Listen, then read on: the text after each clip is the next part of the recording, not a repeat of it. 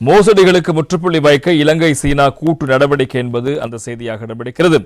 உலகளாவிய ரீதியில் பெரும் அச்சுறுத்தலாக உருவெடுத்துள்ள எல்லை கடந்த இணையவழி சூதாட்டங்கள், சட்டவிரோத பண பரிமாற்றங்கள் மற்றும் சர்வதேச தொலைத்தொடர்பு நிதி மோசடி கும்பல்களுக்கு எதிராக இலங்கை மற்றும் சீன அரசாங்கங்கள் இணைந்து கடுமையான சட்ட அமுலாக்க நடவடிக்கைகளை முன்னெடுப்பதற்கு தீர்மானித்திருக்கின்றன. இலங்கையை பாதுகாப்பான தளமாக பயன்படுத்தி பிராந்திய ரீதியில் மோசடி வலைப்பின்னர்களை விரிவுபடுத்த முனையும் சர்வதேச ஒழுங்கமைக்கப்பட்ட குற்றவியல் குழுக்களை முழுமையாக ஒடுக்குவதற்கும் இரு நாடுகளுக்கும் இடையிலான பாதுகாப்பு மற்றும் சட்ட ஒழுங்கு ஒத்துழைப்பை மேலும் பலப்படுத்துவதற்கும் இணக்கம் வெளியிட்டிருப்பதாக கொழும்பிலுள்ள சீன தூதரகம் தெரிவிக்கிறது. இது தொடர்பாக தூதரகம் விடுத்துள்ள அறிவிப்பில் மேலும் சில விடயங்கள் குறிப்பிடப்படுகின்றன. அண்மை காலமாக நெகிழ்ச்சியாக பிராந்தியத்தில் இயங்கி வரும் சர்வதேச மோசடி மையங்கள் தற்போது அங்கிருந்து நகர்ந்து இலங்கை போன்ற தொலைதூர மற்றும் எளிதில் பாதிக்கூடிய நாடுகளை நோக்கி தங்களது முகாம்களை கொண்டு வருவதாக குற்றவியல் நடவடிக்கைகளை விரைவுபடுத்தி வருவதாக ஐக்கிய நாடுகள் சபையின் போதைப்பொருள் மற்றும் குற்றங்களுக்கான அலுவலகம் எச்சரிக்கை விடுத்திருக்கிறது. இந்த பின்னணியில் இலங்கையில் பதுங்கியிருந்த ஆன்லைன் சூதாட்டம் மற்றும் தொலைபேசி வழி நிதி மோசடிகளில் ஈடுபட்டு வந்த பெருமளவிலான வெளிநாட்டு மற்றும் சீன சிந்தனவர்களை இலங்கையின் பாதுகாப்பு தரப்பினர் அண்மையில் நடத்திய தொடர் அதிரடி சுற்றி வளைப்புகளின் மூலம் கைது செய்திருக்கிறார்கள். அவ்வாறு கைது செய்யப்பட்டவர்களில் பெரும்பாலான சீன குடிமக்கள் ஏற்கனவே சீனாவிடம் ஒப்படைக்கப்பட்டு சட்ட நடவடிக்கை உட்படுத்தப்பட்டிருக்கிறார்கள். இலங்கையின் வெளிவிவகார அமைச்சு, நிதியமைச்சு, பொது பாதுகாப்பு அமைச்சு, குடிவரவு குடியகழ்வு திணைக்களம் மற்றும் இலங்கை போலீசார் இணைந்து சர்வதேச குற்ற கும்பல்களுக்கு எதிராக எடுத்து வரும் இந்த அதிரடி மற்றும் தீர்க்கமான நடவடிக்கைகளுக்கு உயரிய பாராட்டுகளை தெரிவிக்கின்றோம்.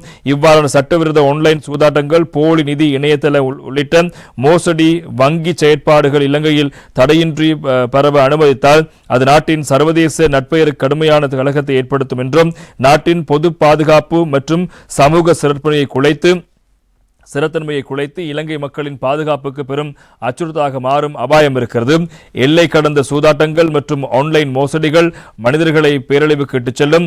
இதனால் பல்லாயிரக்கணக்கான சீன குடிமக்கள் தங்களது ஒட்டுமொத்த சொத்துக்களையும் இழந்து நெருக்கடியாகியுள்ளதோடு ஆட்கடத்தல், கடத்தி கப்பம் கோருதல், சட்டவிரோத தடுத்து வைப்பு போன்ற வன்முறைகளுக்கும் ஆளாகியிருக்கிறார்கள். இதனாலேயே சீன மூலதனத்தை வெளிநாட்டு சூதாட்ட விடுதிகளில் முதலீடு செய்வதோ அல்லது சீன குடிமக்களை இலக்கு வைத்து சூதாட்டங்கள் நடத்துவதோ சீன குற்றவியல் சட்டத்தின் கீழ் கடுமையான தண்டனைக்குரிய குற்றமாக மாற்றப்பட்டிருக்கிறது. என ஏற்கனவே ஸ்பெயின், ஐக்கிய அரபு அமீரகம், மியான்மர் மற்றும் கம்போடியா போன்ற நாடுகளோடு இணைந்து இவ்வாறான கூட்டு சட்ட அமலாக்க நடவடிக்கைகளை வெற்றிகரமாக முன்னெடுத்து பல்லாயிரக்கணக்கான குற்றவாளிகளை தண்டித்திருக்கின்ற சீனா தற்போது இலங்கையுடனான இந்த ஒத்துழைப்பு மேலும் ஆழப்படுத்தி இருக்கின்றது.